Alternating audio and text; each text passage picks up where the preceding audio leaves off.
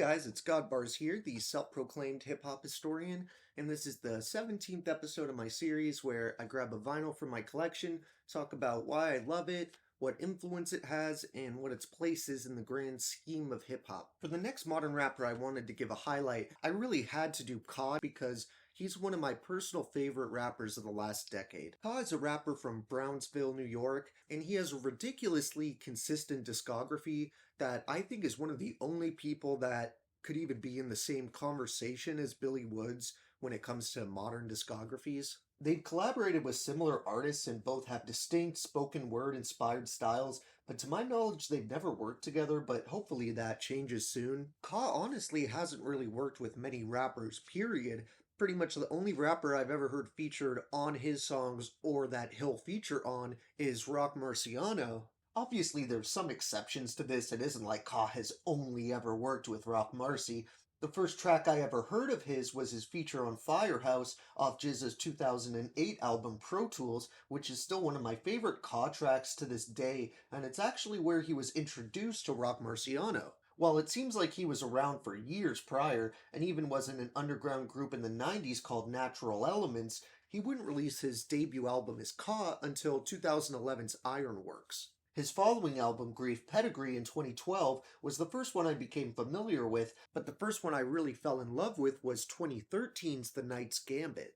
This album is one of my favorite Ka releases alongside Honor Killed the Samurai, as well as his project with producer Animos, The Hermit and the Recluse, which I've been meaning to get on vinyl forever, but it's pretty expensive as all of his are. One thing all three of these albums share is an overall theme that Ka uses for inspiration. Like with The Knight's Gambit, he compares the gamble of a knight in the hood to a chess game. With Orpheus versus the Sirens under Hermit and the Recluse, he uses Greek mythology, but with Honor Killed the Samurai, he compares the honor and acceptance samurais approach death with to gang members who are conditioned to think with a similar mindset and have their own code as well.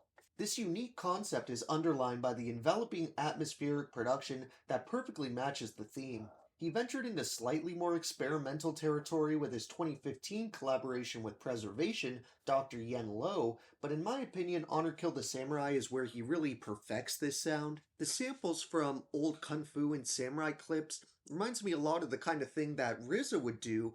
At least it's the same kind of reference material, but it's used in a totally different way because while RZA famously would turn these into dusty, boom bap, grimy beats, the way Ka interprets these samples is a lot more restrained. A big reason I've always assumed he found a close collaborator in Rock Marcy is due to both of them having an affinity for minimal drums.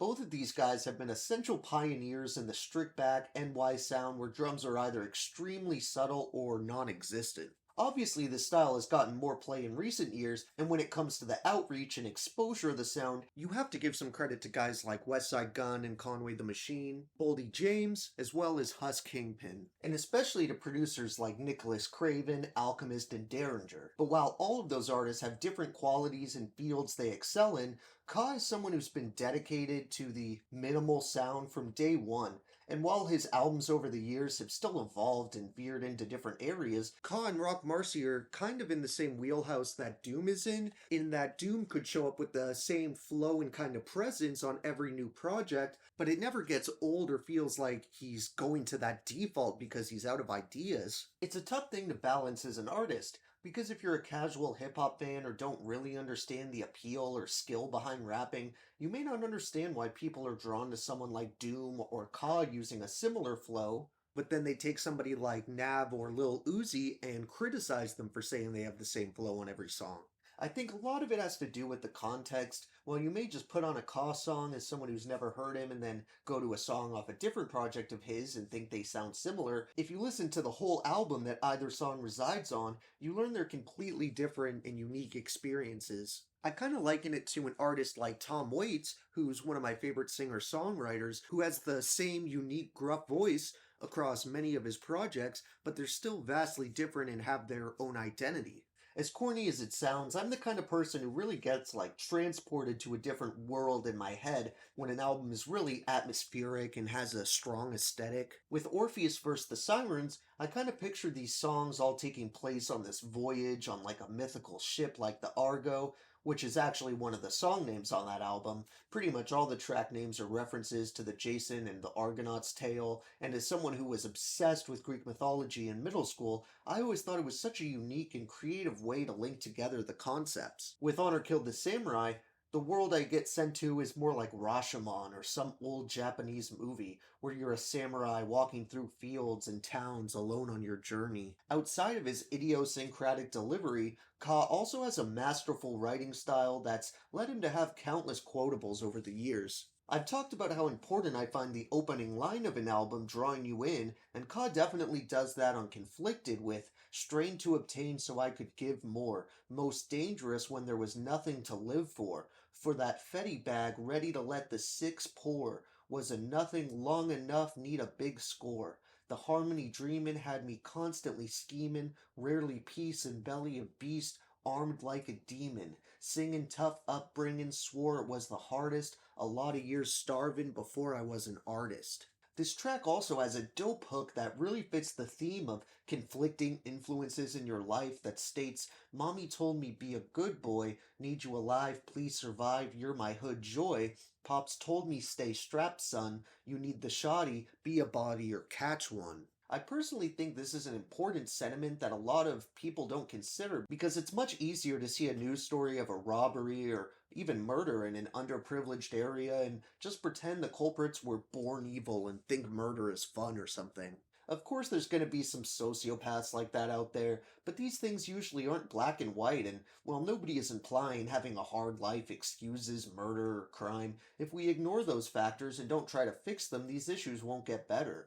For example, if you've seen that video where the UK career criminal details being shot in the face, anyone who watches it gets about 5 minutes in and sympathizes with the criminal instantly because he details seeing mounds of drugs and money in his house as soon as he was old enough to walk and talk. His dad was a drug dealer who would beat his mother, who was an addict and involved with the dealing as well, I believe. And he talks about being like 8 and his father catching him with a dime bag or something and punching him in the face and taking him in the kitchen and putting his hand on the stove and turning it on. He details thinking, why would you do this? I love you. You love me. You're my dad. And after that, there was a turning point and he got older. And when his dad was beating his mom, he came in with a knife and threatened him and made him leave and never let him come back. If you just saw the story about one of the stores that guy robbed, the general sentiment in the comments would probably be, this is the scum we need off our streets, and acting like he's just this barnacle on the whole of society's ship who loves being evil.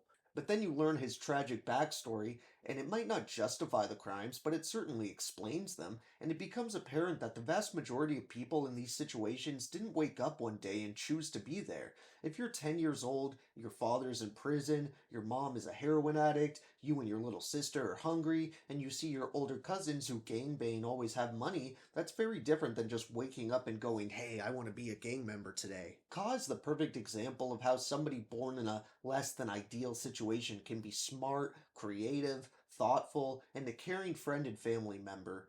These loved ones in his life are a topic that pops up time and time again in his work, but the most touching and memorable moment in this department for me is actually on the album after this one, Descendants of Cain. This is also an incredibly solid Ka project I would definitely insist you check out after the albums leading up to it, but while there's a number of top Ka tracks on there, probably my favorite one is the song he dedicates to his family and friends in his life, and it's the final track called I Love Mimi, Mom's Kev.